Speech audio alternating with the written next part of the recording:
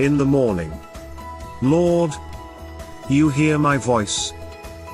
In the morning, I lay my requests before you and wait expectantly. Welcome to Blessed Morning.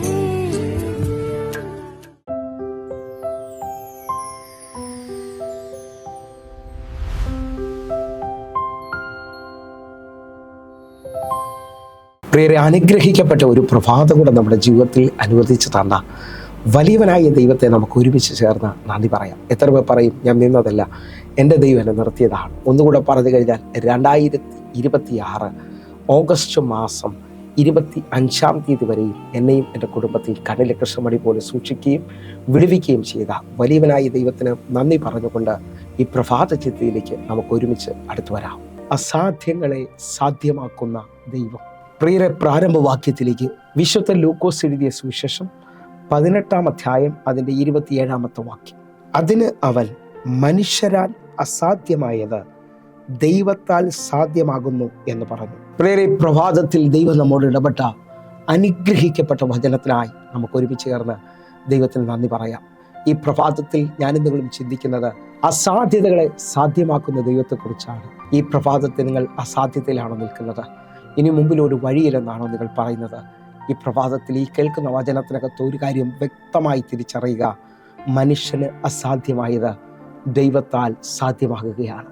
അങ്ങനെ ഉണ്ടെങ്കിൽ ഈ പ്രഭാതത്തിൽ നമുക്കൊരുമിച്ച് ദൈവത്തെ ഒന്ന് ആശ്രയിക്കാം. നമ്മുടെ ദൈവം അസാധ്യതകളെ സാധ്യമാക്കുന്നവനാണ്. ഒന്നുകൂടെ പറഞ്ഞു കഴിഞ്ഞാൽ, നമ്മുടെ ജീവിതത്തിനകത്ത് നാം വിളിക്കുന്ന ദൈവം ആരാണെന്നൊന്ന് തിരിച്ചറിഞ്ഞാൽ അവനെല്ലാം കഴിയുമെന്നും സകലത്തിന് മുകളിൽ അധികാരമുള്ളവനാണ് എൻ്റെ ദൈവം എന്ന് തിരിച്ചറിയണം. നിങ്ങൾ ശ്രദ്ധിച്ചു നോക്കിയേ, ലൂക്കോസിൻ്റെ സുവിശേഷം 1-ാം അധ്യായത്തിൽ ഇതാ കന്യകയായ മറിയ ദൂതനോട് പറയുന്ന ഭാഗം നമുക്കൊന്ന് ശ്രദ്ധിക്കാം. ലൂക്കോസിൻ്റെ സുവിശേഷം 1-ാം അധ്യായം അതിൻ്റെ 34-ാമത്തെ വാക്യം. മറിയ ദൂതനോട്, ഞാൻ പുരുഷനെ അറിയായികയാൽ ഇതെങ്ങനെ സംഭവിക്കും എന്ന് പറഞ്ഞു. നിങ്ങൾ ശ്രദ്ധിച്ചു നോക്കിയേ, കന്യകയായ മറിയ ഇതാ ദൂതനോട് പറയാണ്, ലോകത്തിൽ ഒരിക്കലും സംഭവിക്കാത്ത കാര്യം, പുരുഷനെ അറിയാതെ എങ്ങനെ ഞാനൊരു മകളെ പ്രസവിക്കും?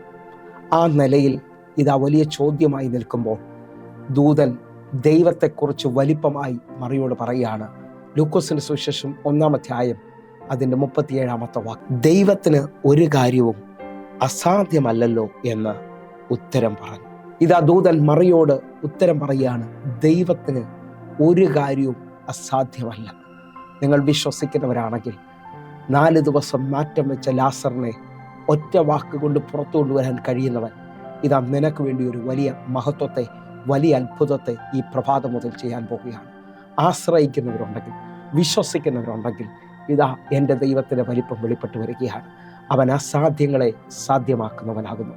എത്ര പേർ ഉറച്ചു വിശ്വസിച്ചുകൊണ്ട് എൻ്റെ കൂടെ പറയും, ഈ വചനത്തിന് ദൈവത്തോളം ശക്തിയുണ്ട്, ഞാൻ വിശ്വസിക്കുന്നു, എൻ്റെ വിഷയത്തിനകത്ത് വലിയ കാര്യങ്ങൾ ദൈവം ചെയ്യാൻ പോവുകയാണ്, അസാധ്യതകളെ അവൻ സാധ്യമാക്കും.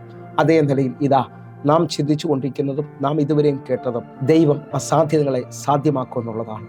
മറിയോട് ദൂതൻ പറഞ്ഞു, ദൈവത്തിന് ഒരു കാര്യവും അസാധ്യമായിട്ടില്ല.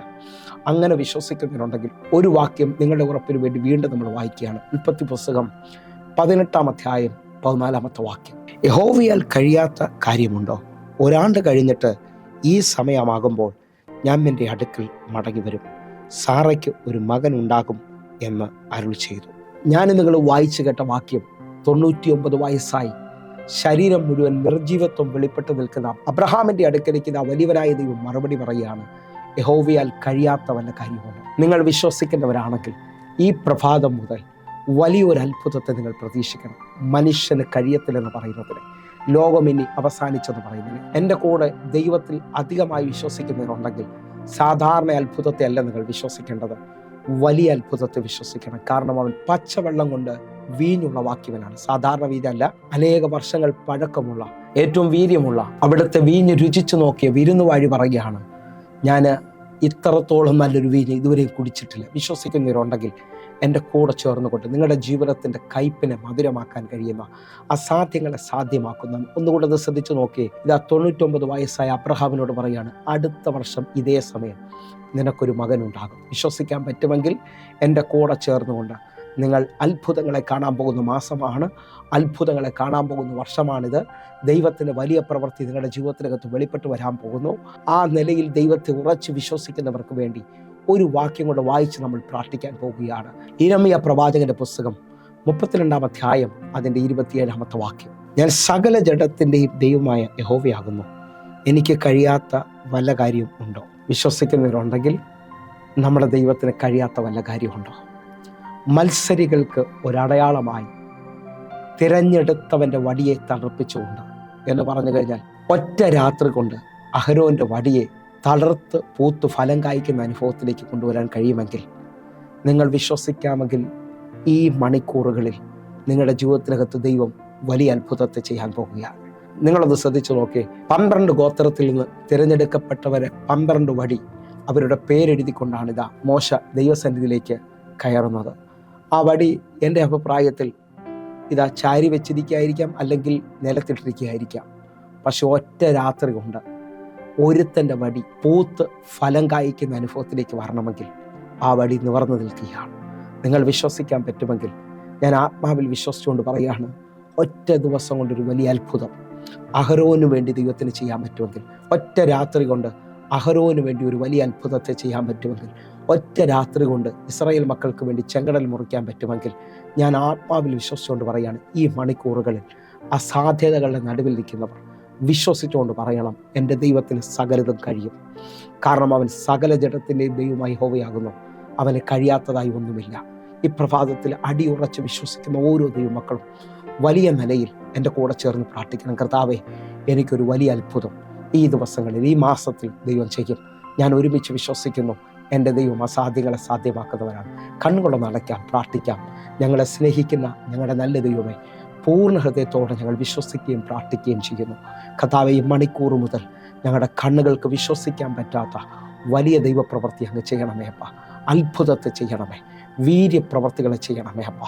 ദൈവത്തിൻ്റെ ഭയങ്കര മറുപടിക്കായി ഞങ്ങൾ വിശ്വസിക്കുന്നു. യേശുവിൻ നാമത്തിൽ പ്രാർത്ഥിക്കുന്നു, കേൾക്കണം പിതാവേ. ആമേൻ, ആമേൻ. പ്രിയരെ, പ്രഭാത സന്ദേശം നിങ്ങൾക്ക് അനുഗ്രഹമാകുന്നുവെങ്കിൽ നമ്മുടെ യൂട്യൂബ് ചാനൽ സബ്സ്ക്രൈബ് ചെയ്യും, ഫേസ്ബുക്കിലേക്ക് നിങ്ങൾ ജോയിൻ ചെയ്യണമെന്ന് ഓർപ്പിക്കുന്നു. അതേപോലെ തന്നെ എല്ലാ ദിവസവും ഇന്ത്യൻ സമയം വൈകിട്ട് 6 മണിക്ക് നമുക്ക് സൂമിൽ ആരാധനയുണ്ട്. ഈ ദിവസങ്ങളിൽ നിങ്ങൾക്കും അതിനകത്ത് പങ്കുചേരാം. അനേകായിരങ്ങൾക്ക് അതൊരു വിടുതലും സൗഖ്യവും ഉണർവുമായിട്ടുണ്ട്. നിങ്ങളെ ഞാൻ ക്ഷണിക്കുന്നു. കർത്താവ് നിങ്ങളെ അധികത്തിൽ മാനിക്കട്ടെ. God bless you. ആമേൻ.